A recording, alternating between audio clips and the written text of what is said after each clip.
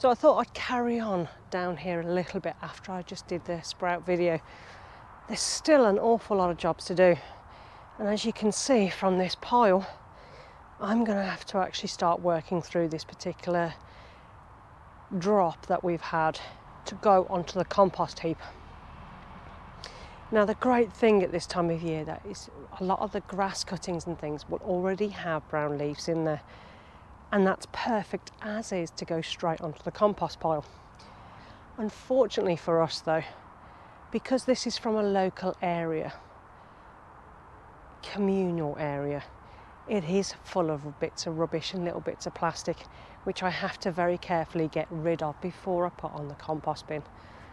Now that is the one downside to getting loads of free green waste delivered to your site. There's nothing dangerous in it or anything else, otherwise my supplier wouldn't have dropped it off to me. And I just have to pick through as I go along.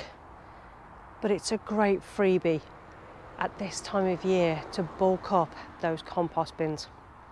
Now all I have to do is move it to that compost bin. Now I don't know where you are in the UK or around the world, but here it has just done nothing but rain still. I'm only actually getting a couple of days a week where it's actually dry enough for me to come down to the plot.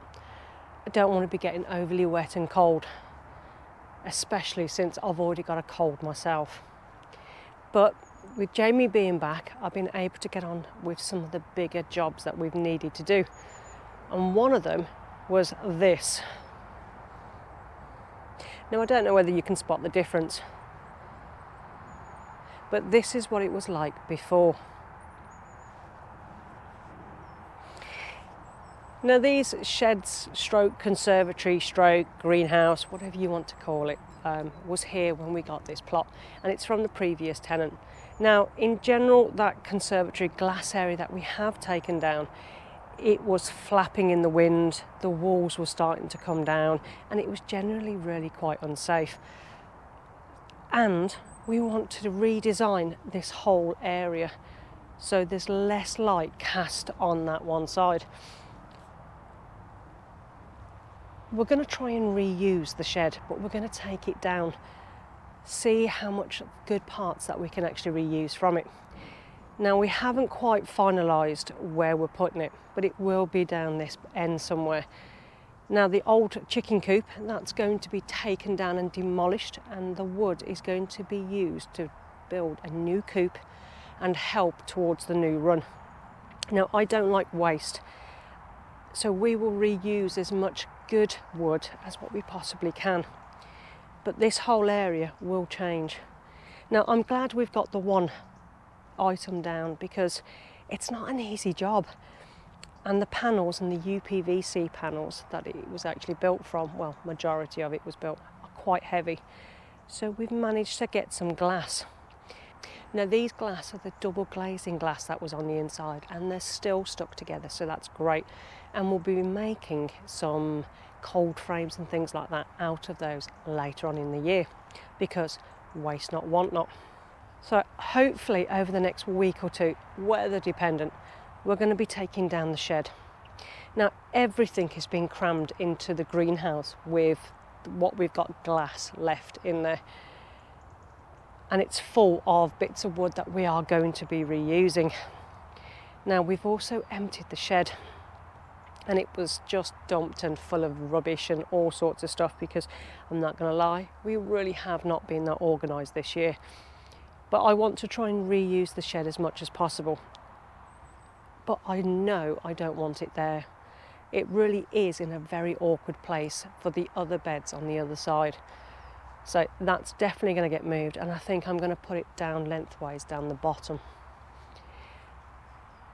So that once I removed those two buildings, I'll have a big open area here where we can plan and do what we want to actually do. Trying to build the new bits and things that we're trying to do around old buildings that are falling apart was just causing a headache. So we just thought, clean slate, start from afresh and use what we can and recycle as much of the items as we can possibly. Now the greenhouse is actually bolted to the inside frame. Now we do need to move it, but we can't move the greenhouse until we get rid of the old coop and the other shed, so we can actually access it safely to remove the glass before we try to move.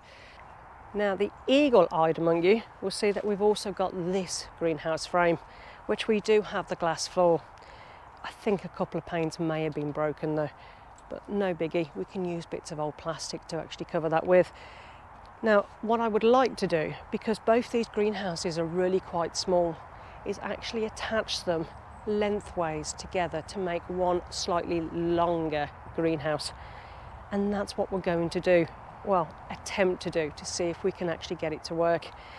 Because at the moment, these sizes really don't work for me. Now, if we can't, or we can't fit them anywhere in particular, we'll just use them as two singular greenhouses and have them in separate areas. Now, because these are classed as two plots, we have to only have two buildings on each plot. Now that's either a shed and a polytunnel, or a greenhouse and a shed, or a polytunnel greenhouse stroke. So putting these two together technically makes it one, and hopefully we can get away with that. But again, we'll have to wait and see how it all plans out and how we're building the new chicken coop and the space and everything else. But because it's fast approaching into the winter months, it's a great time of year to be able to replan your allotment, especially if you've not long taken one on. You can kind of stand back and you can actually think about how you're going to walk, where you're going to walk, what areas you're going to use mostly, and actually put in your buildings or beds or whatever it is that you're trying to make in areas that are suitable for them to go. Now, we've also got to fit I think it's a 20-foot polytunnel on this particular plot itself. That's why we haven't gone mad on making too many no-dig beds on this side of the plot. Now we're going to be making it just like we did with our recycled trampoline parts polytunnel. But with this one, we're going to go slightly longer. We can't go any wider, unfortunately, because we're not allowed to build any wider than that particular polytunnel, but we can go a little bit longer. I think once we've completely cleared this area, it will give us a real good idea of where we can put the polytunnels, the greenhouses and the shed. Now with the chicken coop, I'm actually going to build it inside the run, so it takes up a little bit less room, but I'm also going to extend the run a little bit too. Now that's going to be built from scratch. We're going to take it all down and start again. And we're also going to be using some electric fencing to go around the outside, and even more skirting and a lot more secure roof. Now I really am hoping that I can reuse as much as possible from this shed, and if we can take it apart and actually move it, it would be really good, because the prices of wood in the UK or for sheds are absolutely disgusting prices. So even if we have to reduce the size of this shed to make use of the better wood, we'll do that. But we do need to have a shed, because I want to have a cooking area, and I want to have an area that I can actually go in and sit down if we need to. But it's not in that bad condition, apart from the roof. The roof is just completely gone. But we can just buy new pieces of wood for that, and then just recover it with some roof felt. It's also a great time of year to clear your pots of all that extra rubbish that you're now finding, or things that you're never ever going to use. I have a real hard time of letting go of certain stuff, because you never know when you're going to need it. But I have to reduce the amount of stuff this year. But if we can get all this building work done over the winter months, I'm hoping come the springtime we're set up for the new growing season with all the main building work done and dusted, and it's something that we won't have to do for a long time coming. So that's going to be my jobs, well, that's going to be mine and Jamie's jobs for the next few months at least. Trying to have time off and trying to work between the bad weather at the moment. It might be slow going, but we'll get there in the end. I just want to be able to recreate as much as possible without spending too much money. So what's your plans for this winter?